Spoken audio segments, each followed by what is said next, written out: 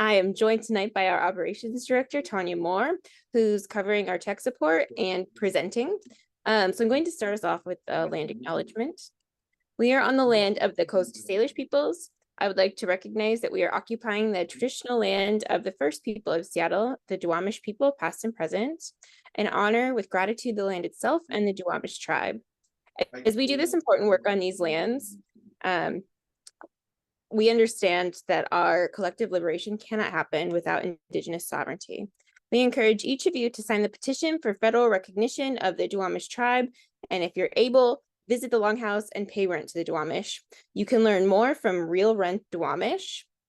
We'll include a link for them in the resource guide that we'll drop in the chat, and we'll send a copy of it after the presentation. Our resource guide also contains contact information for the Renting in Seattle helpline, the Seattle Department of Construction and Inspection, also known as SDCI. They're responsible for enforcing landlord-tenant laws. It also includes information for the Seattle Office for Civil Rights, as well as a bunch of other organizations that provide services to renters. We encourage you to get more involved with Be Seattle.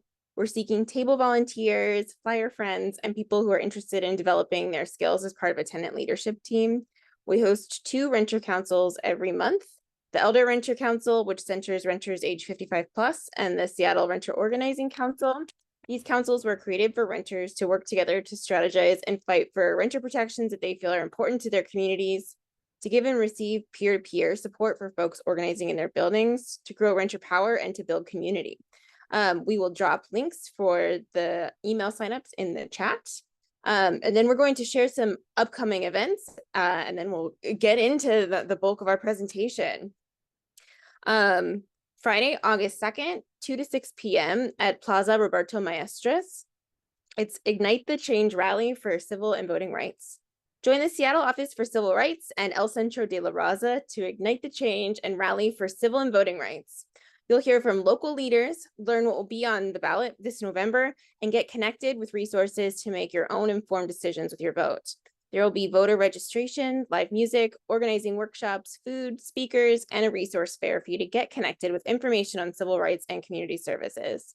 This is a free, nonpartisan, family-friendly event. Youth and adults from all backgrounds are welcome. Monday, August 5th from 5 to 6:30 p.m. on Zoom. The Housing Alliance is hosting a meeting for renters in Washington to learn about their rights and how to advocate for rent stabilization. Many renters have faced steep rent increases and are seeking information on available protections. This event, hosted by the Washington Low Income Housing Alliance in partnership with Be Seattle, the Tenants Union, and other experts, will cover key tenant protections, eviction resources, and actions to support rent stabilization. Attendees will also hear from tenant leaders across the state. This meeting is perfect for those affected by rent hikes and for allies who want to get involved. Tuesday, August 6th from 1 to 2:45 p.m. online via Zoom. Solid Ground presents options for when you can't pay full rent. Are you unable to make your rent this month and curious about what you can do? Join Solid Ground tenant counselors along with legal advisors for a better understanding of what rights you have if you can't pay your full rent and what comes next. Tuesday, August 6th from 5 to 6 p.m. online via Zoom. The Washington State Department of Commerce is exploring the potential impacts of a statewide rental registry program. The state is not currently implementing a registry, but would like to hear from renters and advocates throughout the state about how a program could help renters. They hosted an initial listening session for tenants in June, and now they're hoping to reach a broader audience with additional sessions in August. They'll cover an overview of the rental registry model, including similar programs across the country, and open the session for community input. They are also doing another listening session on Friday, August 9th from noon to 1 p.m. And then on Wednesday, August 14th from 3 to 4:45 p.m. on Zoom, Solid Ground presents Rent Smart, Pests and Infestations. Are you a tenant dealing with an infestation in your rental house or apartment? In this workshop, Solid Ground's tenant counselors will let you know how to deal with different types of infestations, how to report problems to your landlord, and what to do if your landlord fails to meet their responsibility to fix the situation. Hopping back in time a little bit. we are out of order, sorry. Thursday, August 8th, 6:30 to 8:30 p.m. At El Centro de la Raza in room 311, which is the Roberto Maestros Digital Literacy Lab, or online via Zoom, is the next meeting of the Seattle Renter Organizing Council. Join us for our August meeting where we'll be working on preparing for the upcoming budget season and more. Come help us advocate, organize, and educate. Thursday, August 15th through Sunday, August 18th. It's a Pacific Northwest Black Pride. This year marks the 7th anniversary of the PNBP weekend celebration, featuring 4 days filled with activities aimed at fostering inclusion and advancing equity within the Black LGBTQIA+ community in the greater Pacific Northwest area. The events include a vendor market, a healthcare and social justice workshop, pride workshops, a health and wellness suite, and more. We'll drop a link in the chat where you can learn about these events. Wednesday, August 21st, 12:30 to 2:30 p.m. Online only this month via Zoom. It's the Elder Renter Council meeting. This month we'll focus on a palliative care presentation. Tuesday, August 27th, 5:30 to 6:30 p.m. online via Zoom. It's the Resident Action Project King County Regional Call. The aim of RAP is to build a statewide network of people who are directly impacted by housing and homelessness issues who are leading the charge for social change. Gain organizing, advocacy, and policy skills by attending RAP's monthly regional Zoom meetings on the 4th Tuesday of every month. And finally, Wednesday, August 28th, 6 to 8 p.m. online via Zoom is our next Building Tenant Power workshop, Roots of the Housing Crisis and the Case for Social Housing. We'll be joined for this workshop by special guest speaker David Moser, who will break down the key factors driving the housing crisis, from discriminatory policies to corporate greed, and explore how social housing could be the game changer that we need. Okay, that was so many events. There's so much stuff happening. And it feels like the world is on fire. So our speaker tonight is our operations director, Tanya Moore. She is awesome. She has over 25 years of experience in the political realm, reproductive and social justice education, and advocacy. She is the board president of the Organization for Prostitution Survivors. She's incredible. I'm so excited for this workshop because things have been being thrown at us locally and nationally, like faster than we can even deal with. So I'm going to hand the mic over to Tanya to get us started. Thank you very much. Well, good evening, everyone. So this is being recorded just so everyone knows. So if you have questions or things that come up, if you don't want to show your face or you need to change your name, or you just are really so excited about power mapping that you want to rewatch it later when we upload it to YouTube, then that's where you'll find it. But we're going to focus on an introduction to power mapping tonight, how you can use it for advocacy, not only politically, but personally. Think employment, job opportunities, healthcare. And then hopefully by the end of the night, you'll have a good idea about what it is, how to use it, and some links and resources that you can use.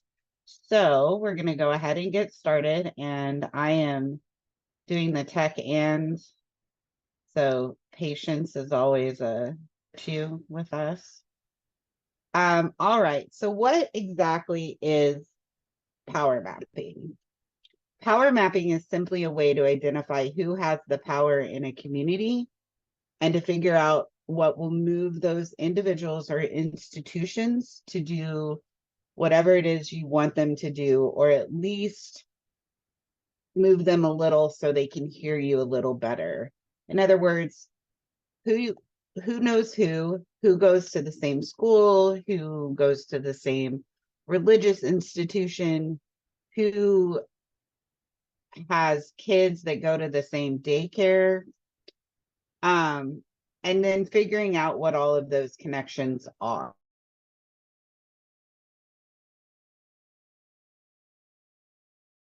Where you've got the Senator Jones in the middle, and you've a minister, it's connected, same church, schools. This is a really simple one, but it's the same idea. And how I kind of said earlier, you can also use it for employment. If you're applying for a job, kind of work through, there might be people that have connections.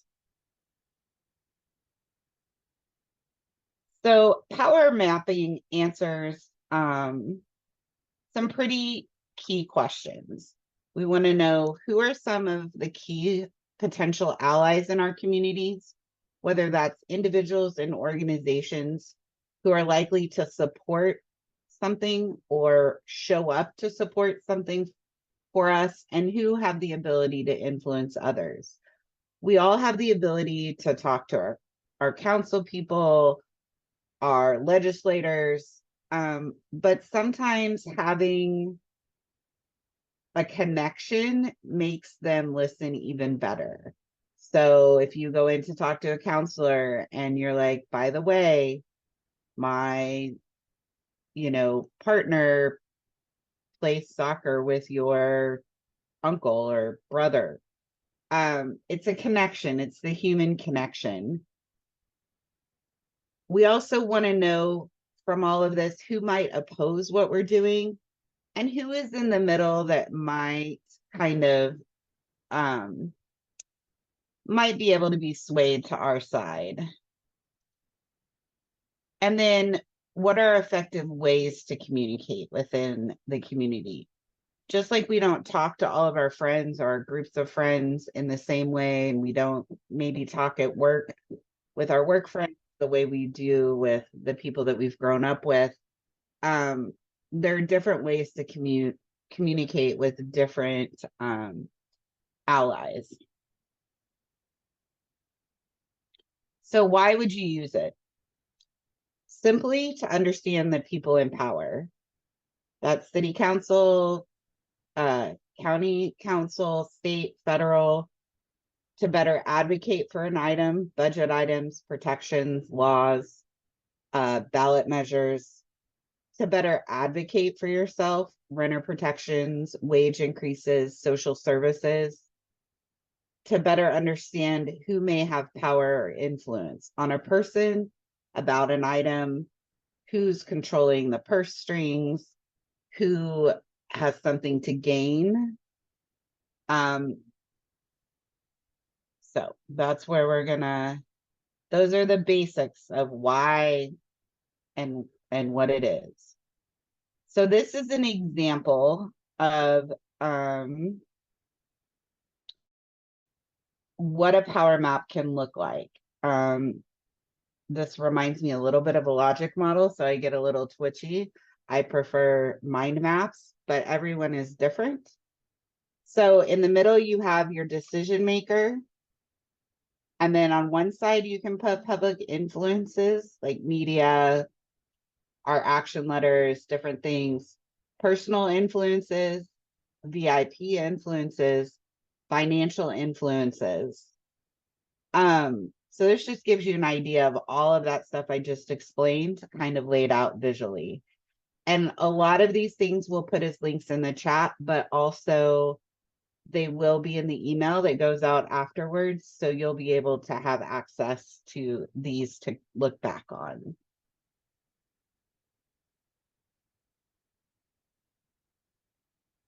All right. So the first step, decide who your research target is. Is it a city council member, an organization? Is it a county commissioner, a county council member? Is it a state legislator? Is it a congress person? Is it your employer? Decide why they are your research target. You want to generally understand how to better talk to them. Are you going after wanting to know this information for specific legislation or a budget action? Or do you need their help? And this is going to kind of pinpoint how you answer these questions. It's going to pinpoint what you're really looking for when you start your research. And there are some of us who go down a rabbit hole when we start power mapping. And so we keep a lot of information because we might need it for other things, but it doesn't have to be complicated. You can focus on one thing at a time and look for the sources of information that we're going to go back into one at a time. The second step, background reading. Do a Google search. Google is your friend. Read their Wikipedia page, any profiles about them that have been written in newspapers, etc. Check the Google News tab to see if they've been in the news. See if them or their companies have been involved in any recent controversies. You can check, it'll allow you to check business journals. Many cities, we have our own here, and the city and the Puget Sound have their own business journals. They're valuable resources because they go into more detail about people's businesses, leaders,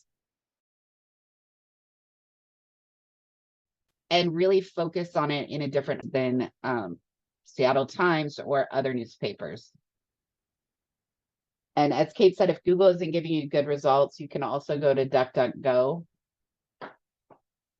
You can also schedule Google alerts if you're a fan of Google. And I'm going to put in the chat how to set up Google alerts if about a specific topic or a person. This will help keep you updated. Check social media. Do they have a LinkedIn profile? A Twitter page? Do they have MySpace archived somewhere? And those also will let you see connections. You'd be surprised how many people might show up as mutual friends that you didn't even realize. So those are kind of some basic steps. And one of the things that I really recommend, because it's a lot of information, and once you start looking, it's going to get confusing as to where you got stuff or what it was about. So I usually keep a notebook, or if you're more digital, document open, and I will copy and paste the link of where I found information and kind of bullet point my notes underneath it, or stream of consciousness, so that I know where to reference back to if I want to check something out. Because sometimes Kate and I kind of laugh about this. You'll click one thing and then there'll be something in that article that you'll click, and then you'll click something else. And before you know it, you're 15 pages away from where you started, and you got to figure out how to get back there. So keep a document that you can just throw web links on or information, and that way you don't have to try to remember it all right at this moment. So the third step, and we're going to walk through some of these are just the steps, is when, where, what, and why. We want to know employment, volunteering, school, boards. Are they sitting on any boards, nonprofit or business boards, religious institutions, and other places, daycares, sport. Trying to think. Those are the main ones. I know if they go to the same, if they're a member of Costco and you run into them all the time, things like that. And then for political individuals, you want to know, where is their money and where is it going? Who are they donating to? Who is donated to them? Do these people have anything in common? Is there a crossover? And the next step is, who is visiting them? Are they getting more visits in their office from constituents, or are they getting more visits from business, or are they getting visitors from other staff in the building? So those are always some things to to look at. And these are some places you can find this information. We're going to walk through a council member and talk about making a map. But one of the things is if you check the city council, meet the council, and click on their bios, this is going to give you a lot of information about some of the things they like to do, a starting point. And then you want to see where some of their money's coming from, or if you want to see where a ballot measures money is coming from, you can check Seattle Ethics Elections in their campaign database. And curious as to who's visiting to see if you know anyone. This is the link to the sign-in sheets. So the last step, and then we're going to walk into a map, is who do I know that might be connected to the person's where, what, why, and when? Am I connected to them at all? And then you start creating your map. And this is one of my favorite ones because it shows a little bit more of the overlay. So you'll see the decision maker in the middle, and then friends, business, family, media, and those people have friends and family and business associates and all of the same big circles. Those people have those same ones. So I'll put this one in the chat as well. And like I said, you'll get copies and PDF copies of some of this. So don't worry. So these are our new council people that most of us may not know a ton about. Some of us may know more about one than the other. Some are in the news more than others right now. But 4 of the 6 of these council members have been endorsed by Sarah Nelson. Why is that important to know? Anyone have a guess? You can put it in the chat if you don't want to say anything. Anyone? The reason it's important to know, allies and alignment, very good. And she's the president. If she endorsed them, then the people that have given to her or are her allies may have the ability to pressure or are allies of these new council individuals. What we've seen play out recently is that some who weren't endorsed by her are definitely more aligned with her than we realize. But it's important because it creates that ally map. As Kate in all caps yelled out, Kathy Moore being one of them. So this is our city council, for those of you that want to just glance at their faces. Sarah Nelson is the council president. We're not going to focus on her today, but towards the end, we're going to talk about power mapping meetups that we're going to have to start working on this. So we're going to start with Rob Saka. And here's what we know. This is going to be a little interactive. So please feel free to use the chat or jump in. So this is the bio that Rob has on their city council page and their website. Some of it was in there. This is pulled from an amazing presentation that Kate did a couple of months ago. That is on our YouTube. That has some really good information.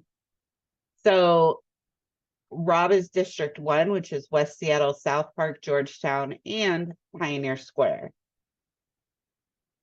Now, Rob says that he's the son of a Nigerian immigrant father who was a frontline warehouse worker, experienced living in public and low-income housing, says that he believes that everyone deserves safe, quality, affordable housing in a thriving community, and that a severe lack of housing for people at all income levels means that those at the bottom are suffering the most and being pushed out of the city. As a former foster kid, I know what it's like to be completely uprooted and swept away. We must do better for our unhoused neighbors. It is a moral imperative to take urgent action now. Addressing homelessness requires navigating a complex web of intertwined issues. However, it's evident that the primary contributions or contributors to the escalating homeless population are housing instability, limited access to crucial services, and shortcoming in the response system's efficacy. Says that they will have an unwavering commitment on enhancing housing stability, fostering accessible service provisions, and ensuring systemic outcomes. So, as Kate pointed out, these were deleted from his campaign website, but they're important because reading them gives us some idea of either what he really thinks or what he said to garner individuals' votes. But regardless, it does give us a little bit of information. So we know that his father was an immigrant and a warehouse worker. Hearing those two things, are there items that are coming up or things that you feel from this are important to know or that you might be able to connect with?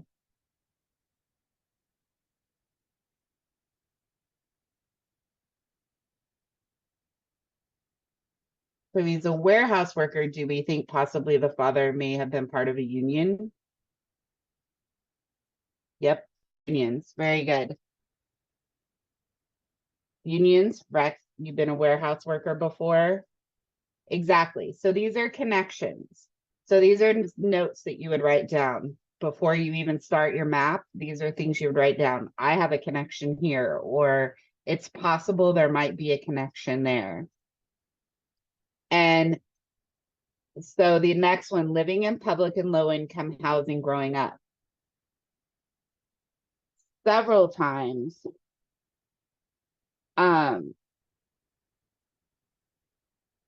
even in the deleted section, Rob mentions the importance of housing. So we know that there are organizations, there's us, there's Tenants Union, there's Washington Low Income Housing. Very good, Lauren. Foster child assistance orgs. Exactly, for him living in foster care. How do these connect? Has he used their services? I mean, they can't say if he has or not, but the importance of alumni orgs. Yeah, looking at how it all fits in together. Where are organizations that might pull at his heartstrings that back the things that you're looking at, like funding for social services and other items? The big one for us, of course, is housing. So talks about housing a lot. In the deleted section, believes that it's important, has lived in public and low income housing. So reading this, your assumption would be, well, this person would probably want to protect renters and help alleviate our housing crisis and also help with services so that our unhoused aren't swept. But as we know, flipping back a little bit, endorsed by our council president.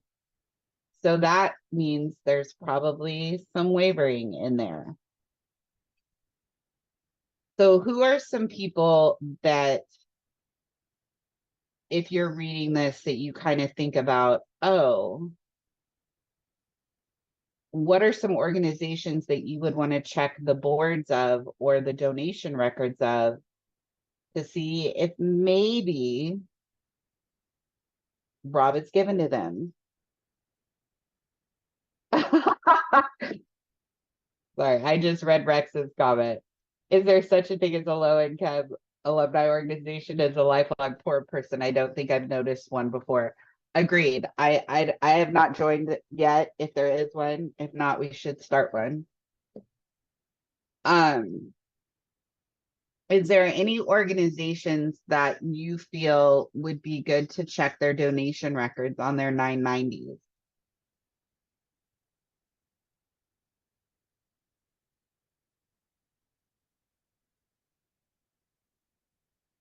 Yeah, any public housing or nonprofit org. Has he given money to Lehigh? Has he given money to Pioneer or Plymouth or Common or I'm trying to think of a couple of others I can think of off the top of my head that would Mary's Place. That's a good one. Exactly. So these are the kind of things you want to start thinking about as you read things about these individuals and what's happening. So that's true. He doesn't explicitly state, but right now we want to just gather information. We want to see, okay, this is something that was said. Is there a connection somewhere? Where are some things that I could research? So, good question. Did he sign for social housing? I don't know the answer to that. That is something we would research. So here's some information that's also important. As a council member, Saka sits on he's chair of the Transportation Committee, vice chair of Public Safety, and then a member of Governance, Housing, and then Sustainability. Transportation levy. Vice chair of Public Safety. Some of our oh so favorite things as activists fall under public safety. So knowing who influences him can affect quite a few things. So the other thing, I'm gonna see if this works. If it doesn't, we'll find out.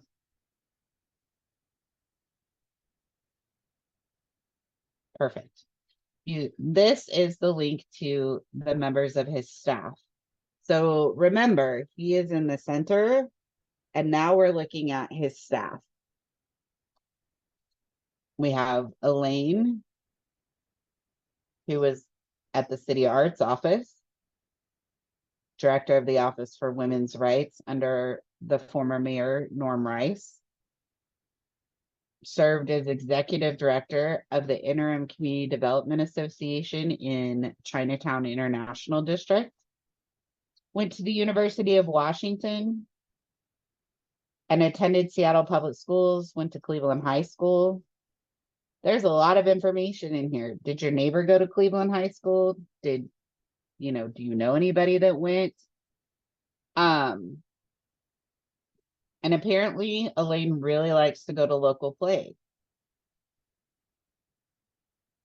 And as you notice, part of this is really a lot of reading. That's why I always say keep some notes, kind of map it out however works best for you of things that you want to look at more. Like, did he sign for social housing? With a line on housing, that's a question, something that we would need to research. And, donations. Did he give to Mary's Place or permanent supportive housing or public housing? Layla lived in Seattle their whole life. Went to middle school in West Seattle, volunteered in White Center. Brings some good experience and connections. So do we know anybody in their circle? and then their legislative director. Went to Boston College, School of Public Policy and Governance at UW, and got his law degree from Gonzaga. If anybody's really into reality TV cooking shows, Ian may be your person. The important thing in this is, as you read this, if you find connections with their staff to yourself or your partner or people in your close circle, this is a way when you email them, if you'd like to set up an appointment with Saka, or you're wanting to find out information, this is your kind of your toe in, like, you know, hey, I really would love to set up a meeting to talk to council member Saka about housing. You know, I noticed for Layla, I noticed that you went to Seattle University. So did I. Graduated in whatever. I don't want to completely age myself.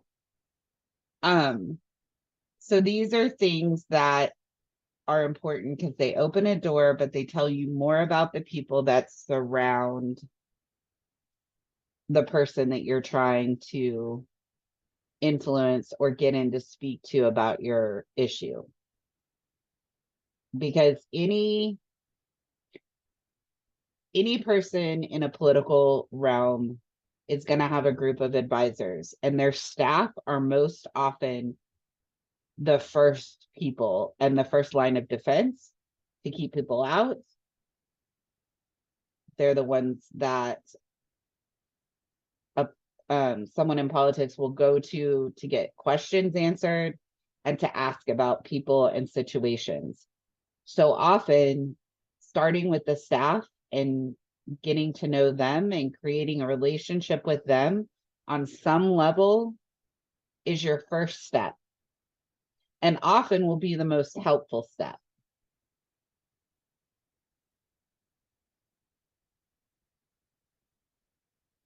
So our next is, what? Didn't want to go there. Saka also keeps a blog, and you can sign up for their newsletter. Kate, you had a question? Yes. It was actually more of a comment. So we kind of did like a rough and quick map of Rob Saka at one of our SROC meetings. And like through our connections, we like we drew some interesting lines, like understanding that his staffer Elaine has deep connections to the International District Chinatown through her old position, and knowing that Councilmember Wu also has deep connections there that she was very public about when she was campaigning. We just looked up her name on Councilmember Wu's donation page and found that she donated to her campaign. And so then we were able to like draw a line, and that they have some kind of alignment based on their staffer. And so just trying to illustrate the like, this would not be obvious had we not gone down that path. But now we understand how their offices are connected in a way that we didn't before. And that was all. Yeah, you're gonna find some really interesting connections. And you're gonna find staff that have given to other candidates and candidates that have given, you know, and some interactions. And those are important because knowing that Elaine and Tanya Wu have a connection, there's influence there because Elaine is his chief of staff, basically. So they're going to have more influence than anyone else on staff. All right, so here's some of the endorsements. This tells us a little bit about the people that endorsed him? And do they have a sway, and what kind of sway? 34th Legislative District Democrats, Affordable Housing Council of the Master Builders Association, which is a little bit of an oxymoron. Democrats for Diversity and Inclusion, Ironworkers, Moms Demand Action for Gun Sense, Seattle Hospitality for Progress, the Seattle Medium, the Times, UA Local 32, and Vote Vets. It's pretty interesting. And this is where you can look and go, okay, well, who do I know that's in any of these? Do I even know anybody? And if so, is there a connection close enough to myself? Or do I remember seeing one of his staff people at a meeting? Can I get more information on the vote to endorse? That's always interesting to see how close that is. You know, did the Ironworkers Local 86 vote 100% to endorse, or was it closer? Those are important things because that lets you know if what they were saying while they were campaigning resonated, and can you hold them accountable to that? And Rex put in the chat an example of a council member staff person being appointed contact. Emailed my 3 council members regarding recent talk of the police department hiring a pool of civilian administrators. One of those 3, Moore's policy lead, was the only one to reply. However, he sounded somewhat knowledgeable on the topic for what little information is available yet. Exactly. So often policy leads, or you know, if you're getting really into like talk of budget items or legislative action, the policy lead is probably going to be the person that has the most information and may have the most sway in that situation. So exactly. So the next are some standout campaign contributions. I apologize for my very large dog. A real estate broker, several real estate people. This one we focus because we focus predominantly on housing and tenant rights. This is, you know, you'll see a lot of, we were really curious to see how many real estate or property managers were giving money. This is one of my favorites, the program policy director from Airbnb. That's interesting. I'm guessing part of this is revenue based. How important would it be to be able to charge more fees so that people who have Airbnbs could make more money as temporary landlords? The multifamily private client group, multifamily housing, a manager of another property, real estate, a bank executive for a community development fund. And community development funds are important. They actually do give money to the community, but you know, still, but a lot. Seattle Building and Construction Trades Council, interesting because that is also, they're an apprenticeship program. They're the ones in charge of apprenticeships. The SEIU Healthcare 1199 Northwest is also does pre-apprenticeship programs. So but again, and then especially noteworthy, Hagelin, the famous Seattle slumlord. But a lot. And you know, as a lawyer, yeah, as Kate pointed out, I got a lot of donations from attorneys, but that was his gig for a while. So the question is, what's his gig also as an attorney? and this is when I'm in a bookmark, I just thought of it and look at some of the cases that his name's attached to. What were those cases? So that's another interesting thing to learn more about, how all of these things get us closer to understanding a little bit more about who might pressure to vote, to strip renter protections, to really push back on building more affordable housing, going after safe housing. Is he gonna, would he back an office of rental housing standards that, would actually enforce the rules that we have? This gives us some more ideas. So before we get into any, there's a lot of stuff I wanted to go through his. We are actually going to, hold on. If I can get this to do what it's supposed to. We are gonna do one live and in person. Give me 1 second to get it up and running. Does anyone have any questions so far, or is it making sense?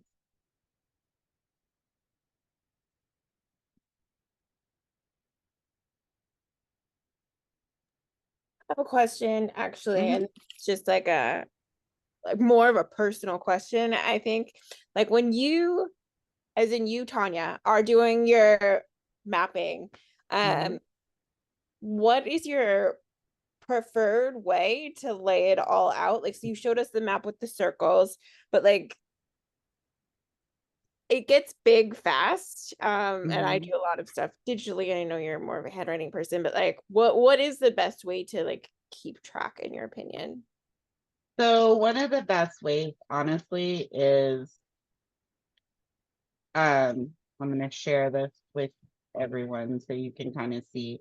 Yeah, I'm a mind map person, so there's constantly even using PowerPoint or Word document digitally, you can Google like a template for mind maps, and you can, that's how I do it. But not everyone's brain is chaotic like mine in that aspect. So I'm going to share with you one that I find doesn't make me twitch, even though it looks a little bit like a logic model, is this one. So it's a simple line on a page, and you can, the left side is, this group has potential to derail anything, organization. So this is kind of how it flows. I often find, it's like the whole graphing. If you did math, graphing, I don't know, I may have just aged myself tremendously there. I don't know if people remember graphing on graph paper or not. But it's the same kind of idea. There's also let me get the one that I'm going to share in the chat with you all, that actually walks you through. And I actually print copies of this out and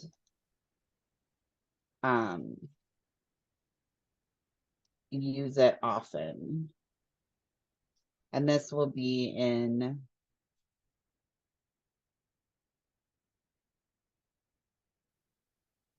so this is actually a worksheet,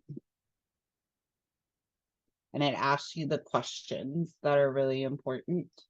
So you have allies, who's benefiting, people automatically are going to be against. Like, let's be real honest. If we're talking about building affordable housing or social housing, master builders probably isn't going to be somebody that's right up our alley.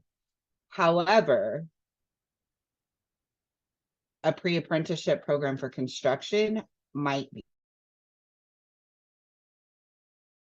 because in order for the people program to be able to continue in the program, they have to be able to afford rent to finish the program and then stay in the city that has given them money to go through there.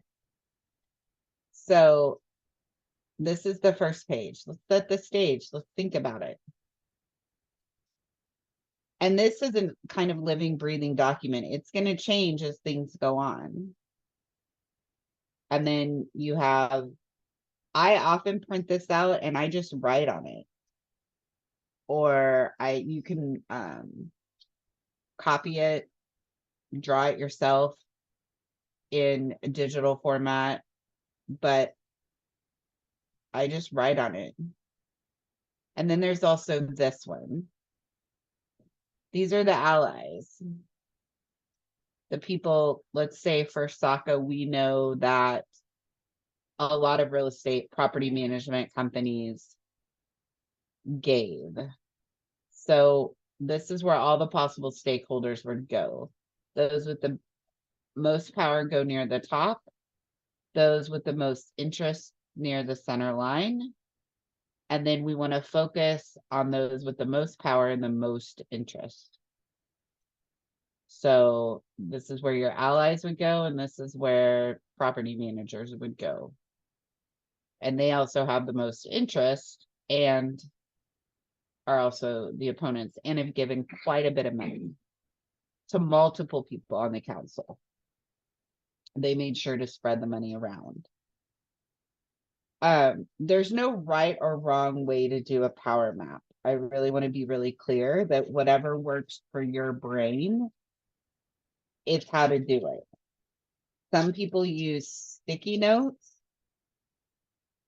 Some people just use a Word document, and some people use an Excel spreadsheet.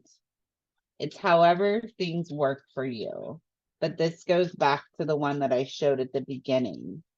Like, here's your little decision maker. Public influences, personal. Does someone in your family know their family? Do you go to the same religious institution? Do you know someone in their inner circle? We talked about connections with unions because of his father. And then financial campaign contributions. Well, we know property managers and builders, definitely. And then, you know, VIP. With him, we learned out Elaine and Wu have a connection. That's a pretty big thing to understand. And we want to know who's going to have the most power to kind of push them. And that's where those visitor logs are going to come in handy. And we'll look at that here in a minute, is who's nearing a vote or when legislation has been put out, who suddenly starts to come visit, and who are they visiting?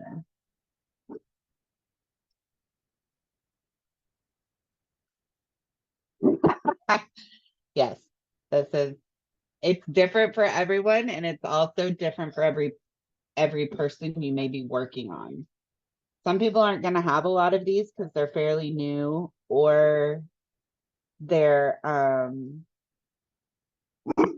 they committed not to take certain money from certain individuals.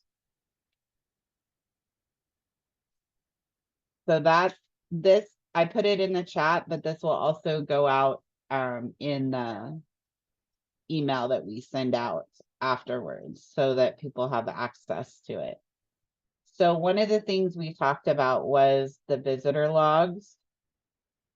So I'm going to show you how fun these are, because they have a wealth of information.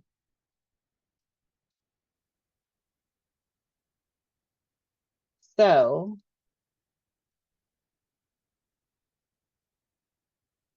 these can be seen.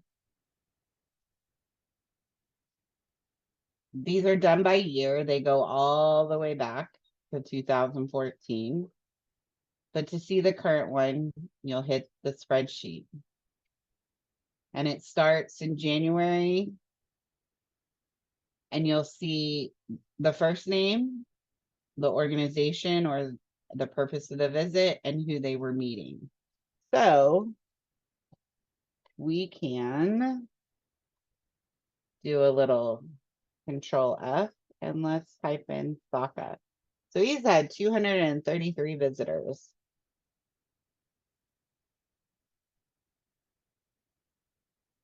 So interesting. You also get to see anytime the mayor's office comes to visit. Now it makes sense that SDOT would meet with him because transportation. So let's scroll down a little bit more. Apparently he did an interview for the Seattle Bike Blog. And then this is constituents possibly that are coming in. If I'm not really sure, I'll always Google the person that came just to see if they're a constituent or if they're coming as part of a group.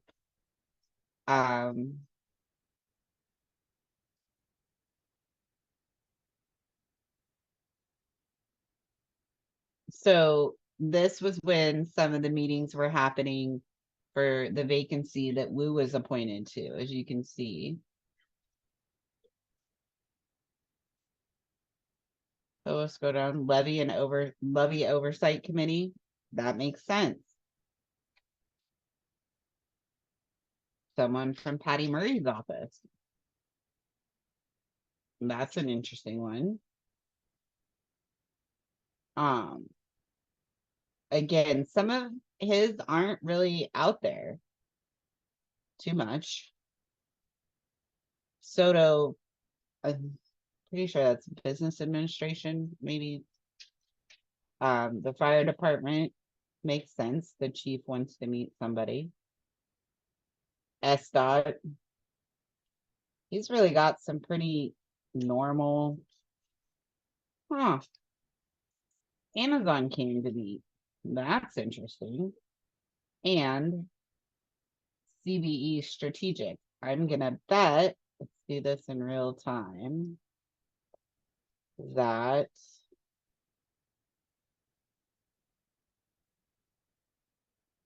see what this says. If it's gonna do it. Nope.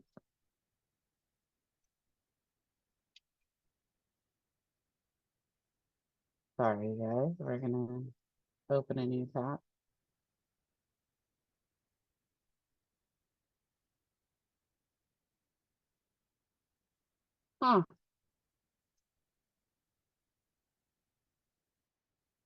So I'm gonna guess that this is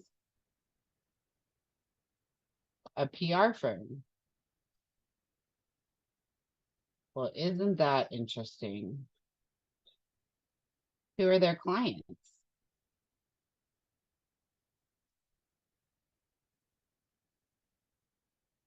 See anything that stands out?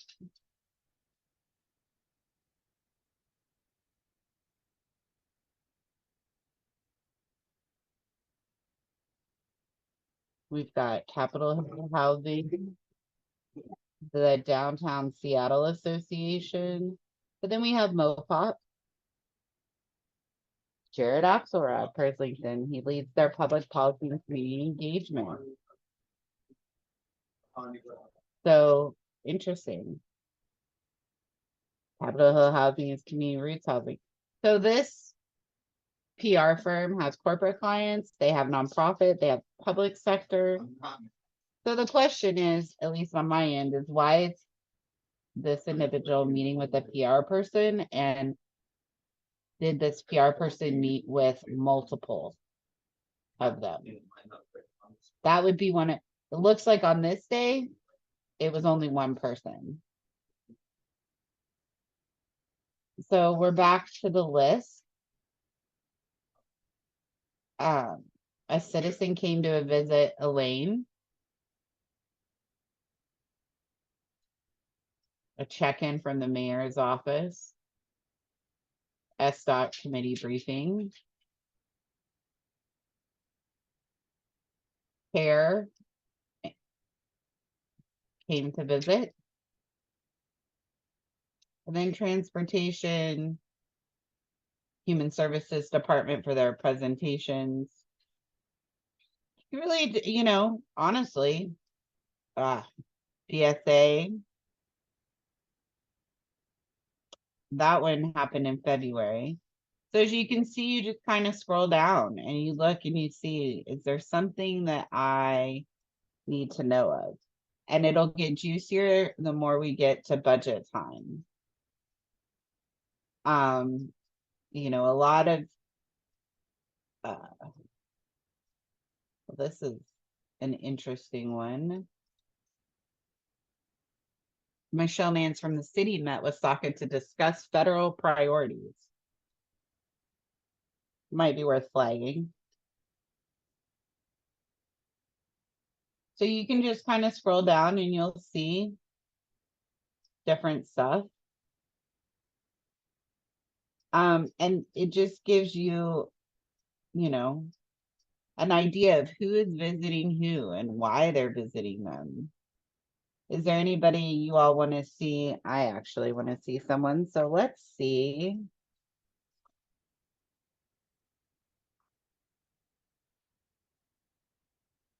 So Miss Moore has had 261 visitors. Let's scroll to recent because there may be some news coming up soon. So the mayor office is doing a bi-monthly check-in. Stu Rare, I believe that, I'm not sure what that word is. Yep, exactly. But I'm going to guess this has to do with something that Kathy Moore is going to probably be proposing in the next week or two on the new, to reinstate the loitering law. So if I was an organization that worked, like as board president of the Organization for Prostitution Survivors, and those still engaged in sex work and helping those trafficking, we would want to know. That's important to know that something's coming up. And I believe that happened just a couple of days ago. So the Teamsters and the ironworkers came and did a round table.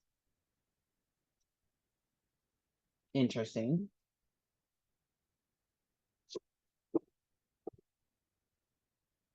And then we've got, so you can just scroll through. Real Change had a meeting, which is change in leadership there. A mental health briefing. SPD again. So these are some of the things that are important to know. The Housing Development Consortium.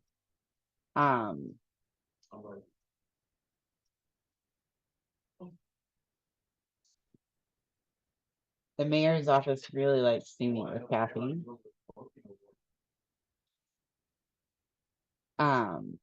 This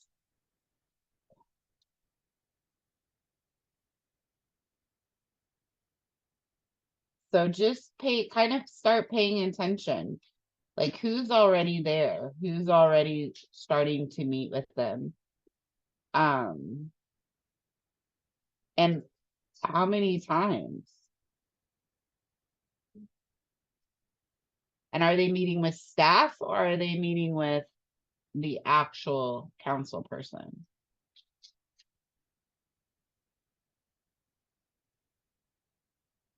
Exactly.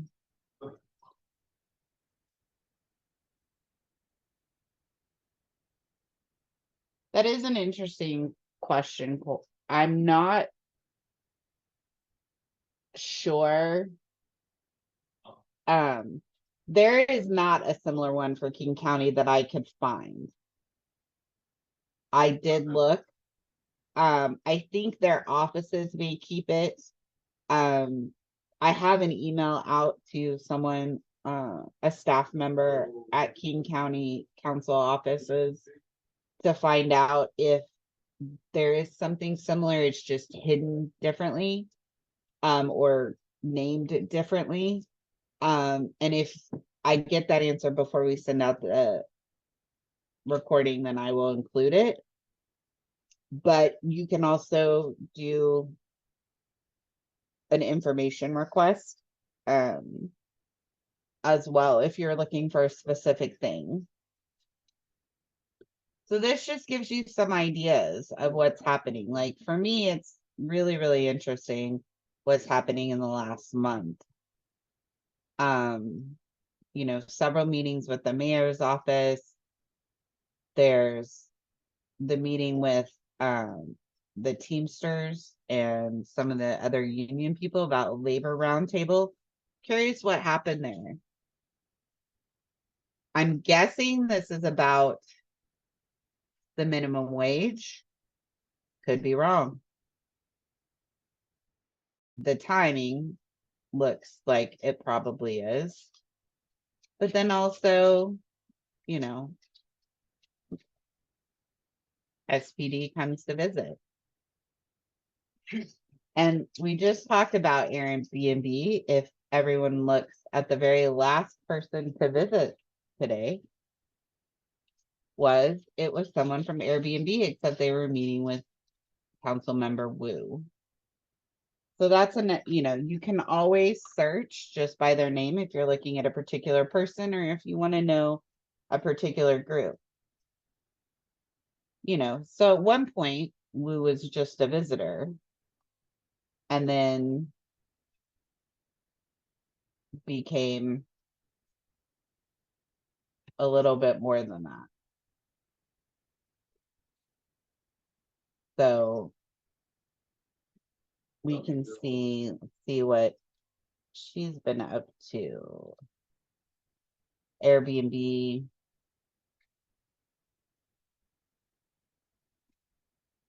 A briefing. The mayor's office checking in. The young adult shelter had an informational meeting, a meet and greet. Don't ever, you know, I'm also a firm believer that sometimes just going, if you can, and setting up an appointment to see your council person or meet their staff is a good way to kind of get in the door and let them know your face or your name. Even if it's a 5-minute introduction or you want to speak about a certain issue, that's, you know, part of what they're supposed to do as staff and as council people, is to listen to those who are coming in. For example, you'll notice people have come here to talk to Kettle about sustainability issues, and they came themselves. So although Elaine takes a lot of meetings for a staff person. So those are some of the ways that you can start to see who's visiting who, why they're visiting. A small business wanted to talk about tamale sales with Joy. These are important things. Exactly. Elaine's the guardian. She's the chief of staff, and that's how you get through. So, any questions? I know that's a lot of things, and usually we do it in person, so there's a lot of handouts and other things, but is this giving you a good idea of some of the things to look at? And then, as Kate said, the public campaign disclosures, there's kind of two ways you can go about. Lauren, go ahead. No, it's fine. I want you to finish your thought. I thought you said we had questions to raise our hands, but I could be mistaken. No, you're good. I was just thinking ahead, so go ahead. All right. So I just wanted to I have like two questions. I'm having my own power mapping struggle of sorts in real time. I don't know if it's quite power mapping. I don't know what it is, but we have met with the staff of Dow Constantine Mhm. multiple times, and they remain just as obstinate as ever. They have not let us through to him, no matter how many kids are living in a camp outside with no shelter, being harassed by Nazis. And I mean, I think this is valuable and good, and I guess the best a person can do. But what happens when you have that obstinate authority and you have no inroads to them? You don't have nobody you know is at their fancy athletic club. No one you know is went to their private school with them. I mean, Mhm. he's a. I feel like some of these people are such alien beings compared to the rest of us that like we can't even get an opportunity to harass them at their favorite like steak joint, Mhm. and sometimes we know their home's address, but that's about it. And that has had mixed results with another person. I won't mention anything more with that. So I guess the question is like, how do you make use of power mapping when it only reveals how much privilege this person has and you have no inroads? That's point A. And then point Mhm. B, like it how can with power mapping, how can you avoid getting sucked into the details and and just mistake the tree for the forest? Right. So, answer your first question. Yeah. Sometimes it may not be people you know, but organizations that have more power than you that you are working with, or you may have to approach. For example, are there other organizations who may have a vested interest in what you're doing, what you're trying to say? Um, are there, and from there, do they have board members or connections in that aspect?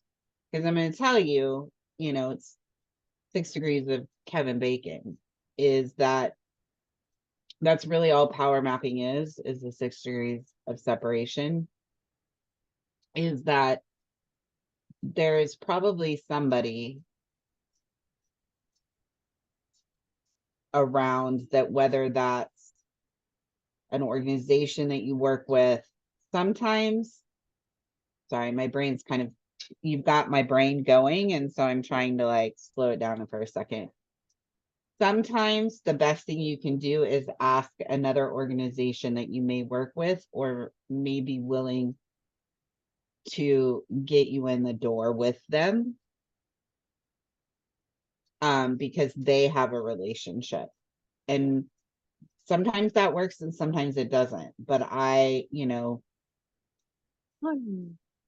have a connection, let's say at Leuna. I would use that to get in the door because I know that they're going to take a meeting with that person. And it's okay to bait and switch. Um, I think the other thing is, how do you not go down the rabbit hole? I think that's the one thing that I showed you, that little packet. It's really good because it's very specifically asking you questions. You take one issue at a time. Even if the things that you're working on contain multiple issues, you want to start with one. You want to start with a basic one, and then from there make those connections, and only go a couple of outs. Like when we looked at the circle map, it was the person in the middle, their staff, and then friend and associate of those people. You don't even have to go that far. But don't be afraid too, if you're in a consortium meeting or you're in a meeting with other activists or advocates, hey, have you guys ever had a meeting with so-and-so? If they say, oh yeah, we got in, this is how, ask them how they did it. And if they're like, yeah, we just set up the meeting, we went in there to talk about this, but now we know this person, be like, hey, could you set up a meeting? Would you be willing to get me in the front door?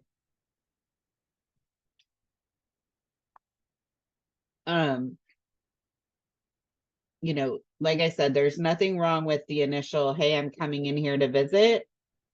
And then with this person, because they'll go under the assumption you're coming to talk about an issue that works for that other advocate, and then you can just turn it around and be like, cool, now that I'm in the door, here are the things that I want to talk to you about. Yeah, we kind of did that. Well, we tried to do that with Dow Constantine. And well, first of all, his staff insisted on filtering any inquiries. And second of all, they also insisted on any people who are present in the meeting to be, have their names submitted to the staff beforehand. So it's not like we could bring some rando who was a total fresh face. Almost I think all the people in the meeting were known, agitators. And we, and had an established relationship with, not a good one, mind you, with several of Dow Constantine staff. Right. And it was very, very frustrating. And I mean, if maybe at some point earlier in the process that would have been feasible, but we don't have any new people who. Everybody here is a known bad actor, so I don't know. But those are good suggestions. I'm not saying they're bad just because they are right subject to error and chaos and all that. I mean, I'll try anything at this point, given how things are going. But thank you for answering the question. Yeah. Yeah, and I also think like not going down a rabbit hole is just try to keep. I put a time limit on myself. We're gonna be real honest and open about this. Is I only give myself so much time when I'm starting to do this, and then I step back and take a break, because otherwise, I'd go down rabbit holes for hours and hours and hours, and it allows me to then come back and get rid of the things that really don't matter. And Lauren, I understand, like once you kind of have a name, it's as considered or bad actor or however, it's really hard unless the executive gets new staff. The other thing that I have seen recently, especially with Dow Constantine and also with our mayor, is that if the threat level is up, how they monitor who gets in to see the executive is, and their staff is even tighter. I tried to get an appointment with the mayor in Seattle, but because due to my years in reproductive health, I still get flagged as a non-enemy combatant because I was one under Bush for working at a abortion clinic. And so they literally had to like go through some rigmarole. And finally I was like, you know what, I'll just email what I need. So just remember, sometimes it is going to be rough, and sometimes you're not going to get in. And sometimes you kind of have to hide behind the coattails of someone else to get in.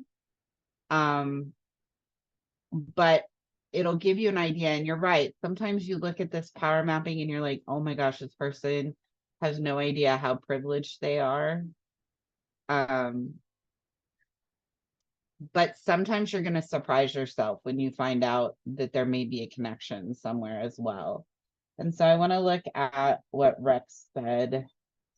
General advice on how to avoid cronyism when mind mapping strategies and networking touch points. In other words, how do you make sure you're not creating a situation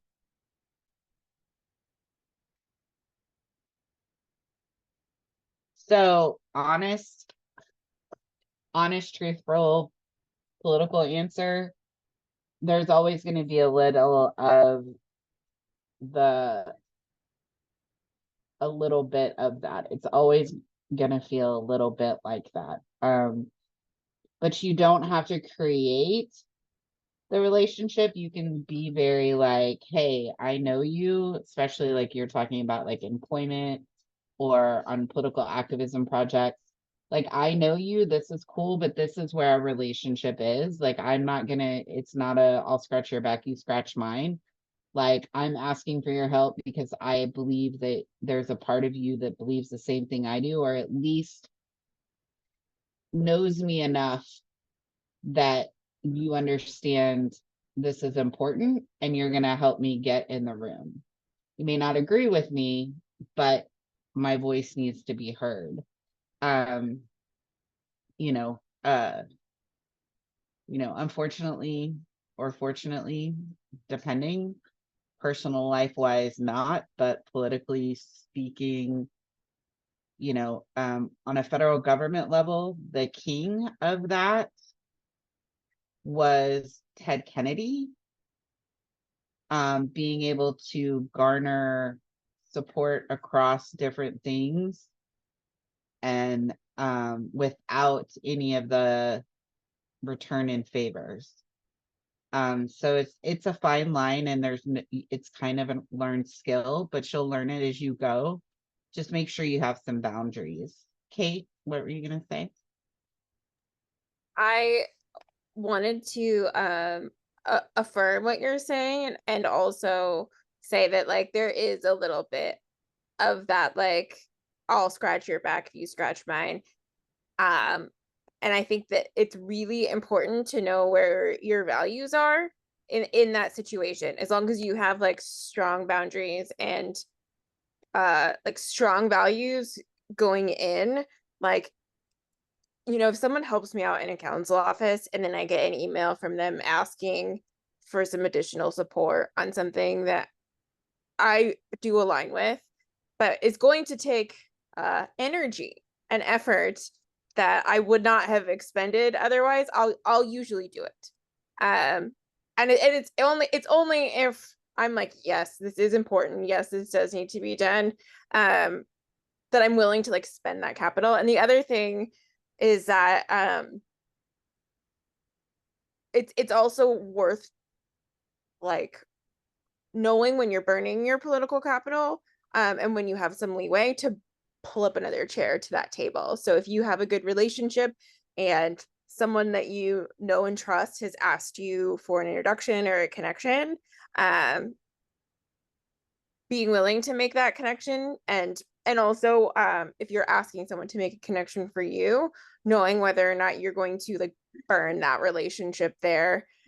So let's say someone in Dow's office and you convince them to get a meeting, and then if you lose your temper or like act unreasonably, you might have just burnt that person's like relationship there, and they also might not be willing to expend that kind of energy for you again. So being really careful and like knowing when to like call in a favor and also give a favor. So it definitely feels gross, like, just to be really honest, that like power mapping is kind of uncomfortable, and just being like, it's playing into all kinds of really like gross power dynamics, and understanding them, and so understanding how you can dismantle them, when you can work on them, and how you can like move forward.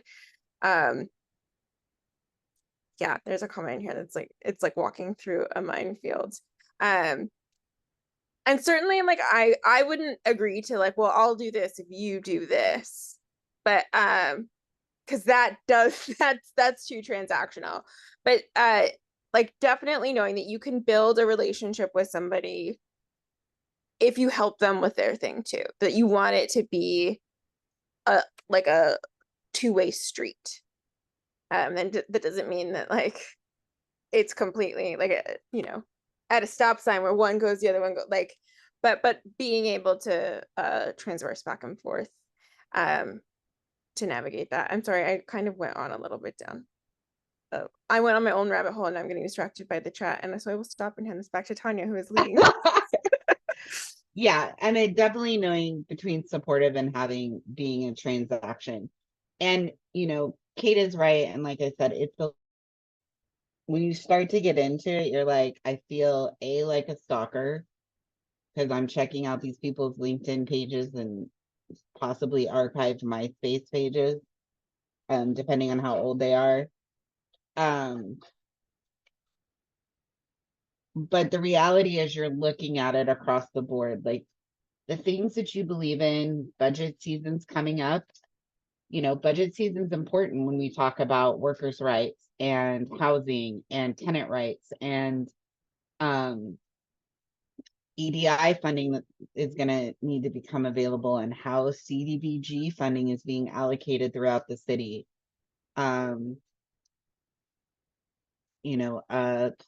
The police department, all of those things. So when the idea is that you're taking that issue or that budget item and you're looking at, who do I know, or where can I build a relationship with Elaine, let's say in Saka's office, so that possibly my emails might actually get through to the council member, or I can call and say what I think about this and it's going to be heard, or somebody's going to listen to it. A lot of it is relationship building. That's true. I agree with you completely, but it's still, like, not gonna lie, sometimes you're like, there are things I did not want to know, like, what their child's first food was if they post that on Facebook.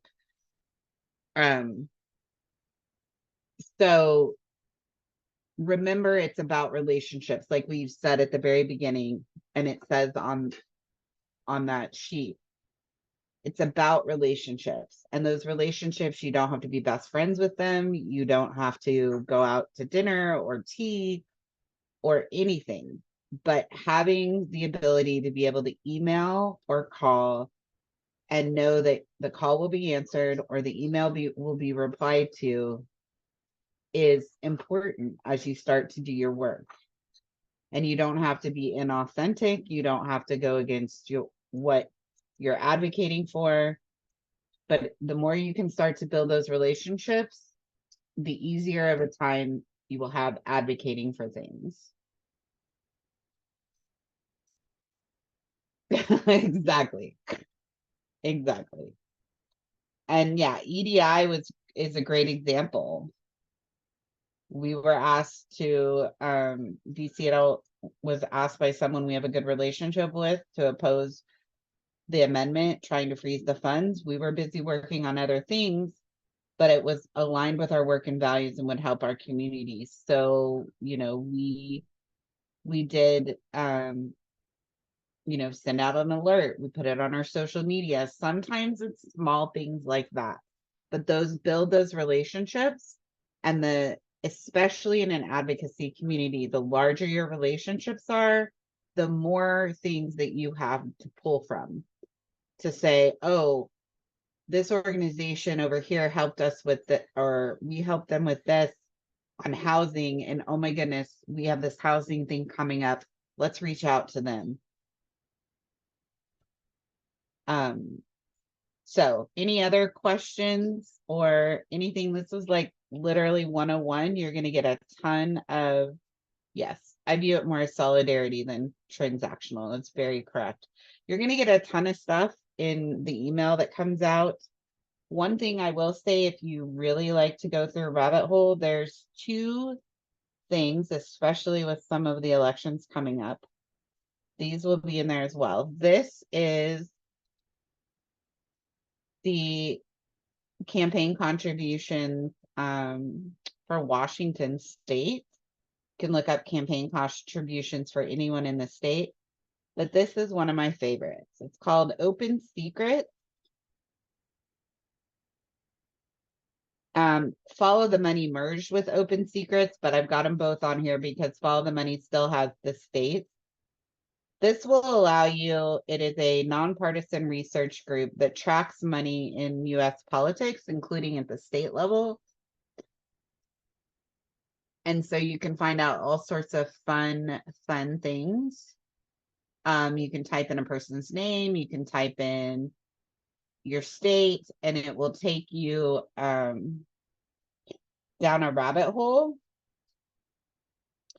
And then for those of you that wanted a little bit more about a breakdown, maybe by organizational power mapping, this Map the Power by Little Sis is a really good one for individuals and organizations. So there's a lot of information, and like I said, it's kind of a cursory overview of things to look for. You're going to get a ton of, if you didn't grab the links in the chat for this, there will be a ton in the email.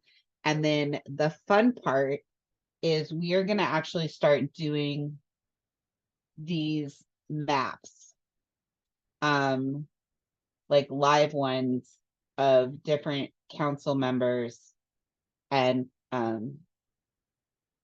in the coming next couple of weeks, and continue it. So this is a poll on a when to meet. It would be a time virtually people could join in, and we would walk through and literally start building all of these together. You wouldn't have to come to all of them, you could come to some of them, but we want to get something on the calendar that's consistent so people know they can show up.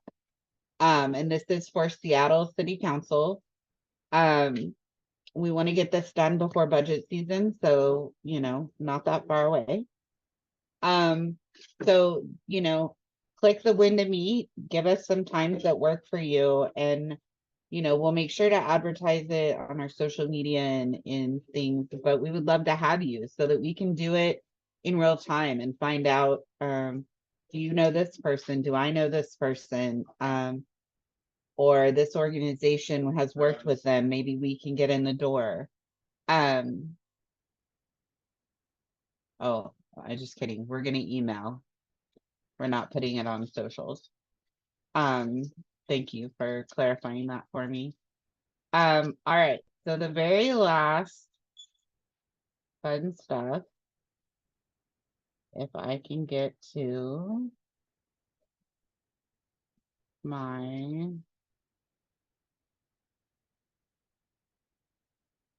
slideshow again.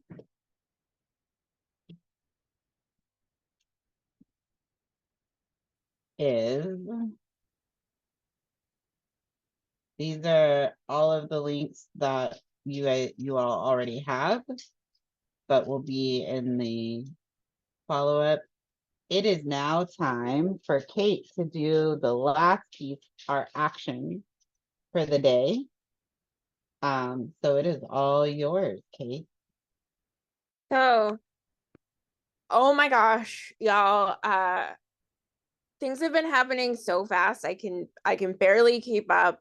We normally have one action, maybe two at the workshops, but we have several today. And really, this doesn't even encompass everything that is happening even on a local level. So let's start with the first action.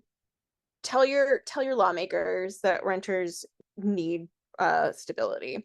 So President Biden recently proposed a policy that would end a tax break for landlords if they don't cap rent increases at 5% annually. This is an historic move that would provide some stability for millions of renters across the country. However, the road for a nationwide proposal is long and challenging since it would require Congress to take action, and the president's proposal is not strong enough. But here in Washington, we have the opportunity to tackle this problem once and for all-ish by enacting rent stabilization, which would help to ensure that everyone across our state can have housing stability. The Housing Alliance is asking you to contact your state lawmakers today to tell them to take action by passing rent stabilization during the upcoming 2025 legislative session. significantly increase funding for homelessness prevention, and increase investments in affordable housing, including creating a dedicated funding source for the Housing Trust Fund. This is a great start. This would help us here in Washington. It only takes a few seconds to send an email through their action alert page. What else is happening? 10 years ago, Seattle led the nation by implementing a $15 an hour minimum wage through a collaborative agreement among businesses, worker organizations, and community leaders. This agreement included a phased approach allowing all workers to reach an inflation-adjusted minimum wage while giving smaller businesses a time to adapt. The result has been consistent wage increases for workers and a thriving local economy. Although even with our high minimum wage here in Seattle, a worker would need to work for 80 hours a week to live comfortably in Seattle earning minimum wage, just to put that in context. However, restaurant industry lobbyists are now trying to undermine the success by pushing for a permanent sub-minimum wage for tipped workers. This would make Seattle the only place on the West Coast with such a policy, reversing decades of progress. All workers deserve fair wages, and tips should be an addition, not a replacement for a fair minimum wage. So please send a letter to the Action Network telling City Council and the mayor to protect our paychecks and keep their hands off our minimum wage and out of our pockets. And then the next ask, this one is more broad, is to please vote. Ballots for the primary are due on Tuesday, August 6th at 8 p.m. It is a long ballot. There are all kinds of races that are happening.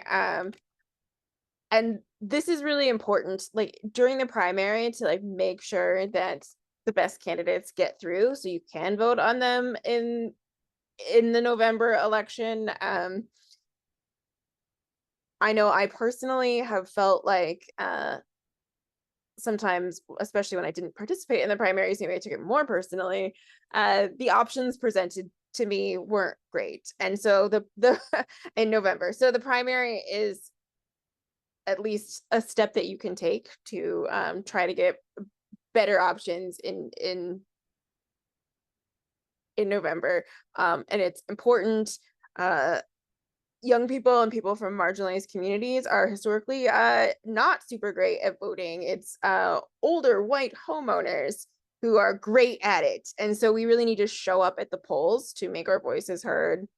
And then finally, just this afternoon, it was published in Publicola that Councilmember Tanya Moore is planning to introduce legislation that would roll back renter protections. Specifically, the article mentioned rolling back the first in time law, which requires landlords to give a unit to the first qualified applicant who applies. This is a major discrimination prevention tool. It was the first legislation of its kind in the country, and it was passed unanimously in 2017. But the small landlords especially are just dying to discriminate against their tenants. And this is extremely harmful. So we need to fight back. They are also calling to get rid of the winter eviction moratorium, which gives a defense to eviction to low to middle income renters for non-payment of rent during the coldest months of the year. So it doesn't mean that you can't get evicted. It means that it's a defense in court for those months specifically.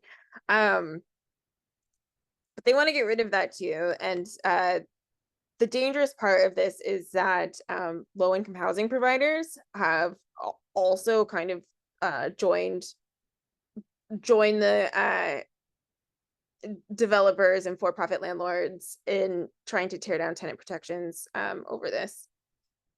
So there will be actions to come when this legislation is announced. It technically has not been officially announced, but we expect it within probably the next 2 weeks, although there are rumors that it might hold off until after budget season. So I think it's important right now for us as renters to get ahead of this and just be honest and sincere with our council members in the importance of these renter protections. And so please send an email. We didn't draft one for you because we just found out about it during the public safety meeting. This is a mess. Everything is a mess. We're heading into budget season. We're facing a $250 million budget deficit. The council is putting a ton of funding towards police officers. They are threatening to cut services, and now they're threatening to cut non-services, like renter protections. Yes, I see in the comment, more things winter evictions are okay, huh? Did she happen to offer any new options on where those folks should stay for the winter season? Probably not. Technically, she has not announced this yet, but no, we do not expect her to offer any kind of solutions. And when we're power mapping, like, all of the people on council who won these seats had a lot to say about housing stability and about homelessness and good governance. So it's really up to us as their constituents to hold them accountable to their campaign promises and not let them be bought by these big corporations who are cranky, for lack of a better word. And so and also, I just wanted to put a note on Councilmember Moore. She is the chair of the Housing and Homelessness, Housing and Human Services Committee, which is responsible for making appointments to the Renters Commission or approving appointments to the Renters Commission. The Renters Commission is supposed to provide guidance on renter protections, and in my spare time, I'm a volunteer on the Renters Commission. I'm one of the co-chairs. We've been begging her for months to move forward with appointments. Her office never contacted us about changing these tenant protections that the community fought for and won. It is really clear who she's listening to and who she's not listening to.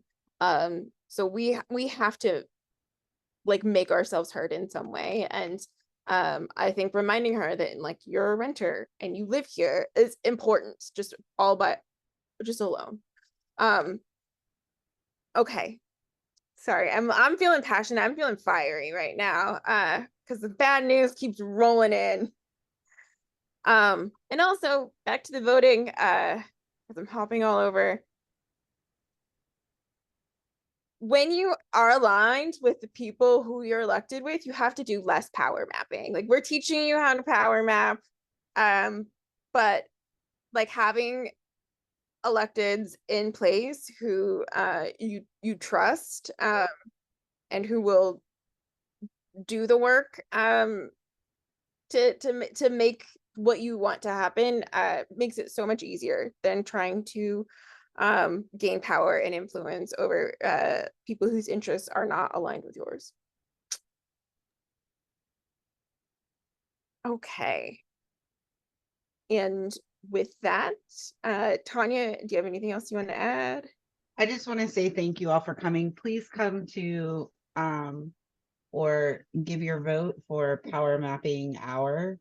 And we will actually get to do them live in person.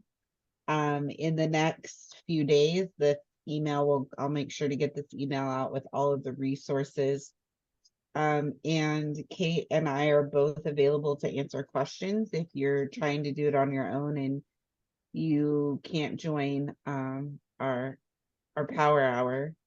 But I want to thank you all for coming. As I tell Kate, having lived through this kind of change a couple of times in my life, being from Oklahoma, for those of you, believe it or not, it used to be a relatively liberal state.